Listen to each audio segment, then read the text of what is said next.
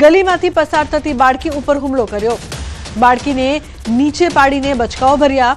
જૂનાગઢની વાણંદ સોસાયટીની આ સમગ્ર ઘટના છે। સમગ્ર ઘટનાના સીસીટીવી ફૂટેજ સામે આવ્યા છે। સ્થાનિકોએ બાળકીને બચાવી હતી। તો શ્વાનનો આતંક જૂનાગઢથી સામે આવ્યો છે। સ્થાનિકોએ બાળકીને બચાવી હતી। જે પ્રકારથી બાળકી ત્યાંથી પસાર થઈ રહી હતી, ગલીમાંથી પસાર થતી બાળકી પર શ્વાન દ્વારા હુમલો કરવામાં આવ્યો। તો શ્વાને બાળકીને બચકા ભર્યા હતા। આ સમગ્ર ઘટનાના સીસીટીવી ફૂટેજ પણ સામે આવ્યા છે। શ્વાનના આતંકથી લોકો ત્રાહિમામ પોકારી ઉઠ્યા છે।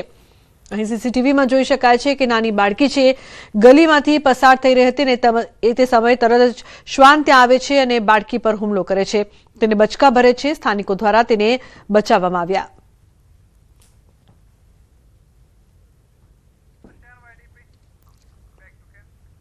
સુરતના રાંદેરમાં ચોંકાવનારી ઘટના। અચાનક પડી જતા આધેડ જાળીમાં ફસાયા।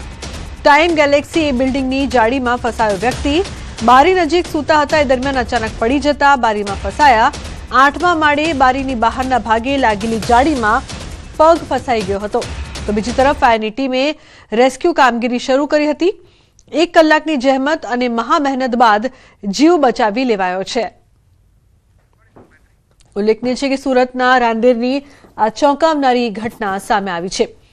જે પ્રકારથી આ સમગ્ર ઘટના સામે આવી છે તે બાદ ચકચાર મચી છે। ફાયરની ટીમ દ્વારા આ યુવકને બચાવવામાં આવ્યો। 8મા માળે લાગેલી જાળીમાં આ યુવક ફસાયો હતો। તો રાંદેરની આ ચોંકાવનારી ઘટના સામે આવી છે। ફાયરની ટીમ પહોંચી હતી, જે બાદ રેસ્ક્યુ કરવામાં આવ્યું। ઉલ્લેખનીય છે કે જે પ્રકારથી આ યુવક સૂતો હતો તે બાદ નીચે પડતા ફસાયો।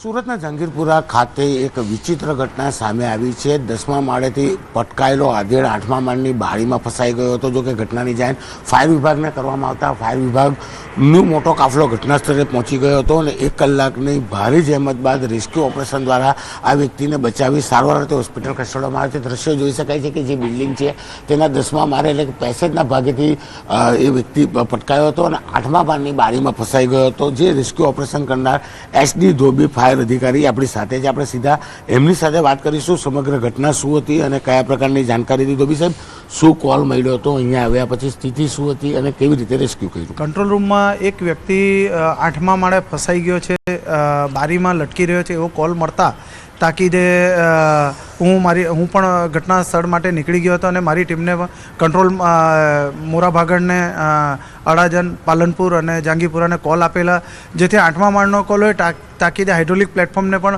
ઘટના સ્થળ માટે રવાના કરવામાં આવેલી અને અહીંયા આવીને જોતા 8મા માળે બારીમાં લટકેલો હોય વ્યક્તિ, તાકીદે સેફ્ટી નેટ ઓપન કરાવીને અમારા કર્મચારી પાસે પહેલાં બંધાવી દીધું, જેથી એ વ્યક્તિ જો અનાયાસે પડી પણ જાય તો એને સેફ્ટી નેટ મારફતે એને બચાવી લેવાય।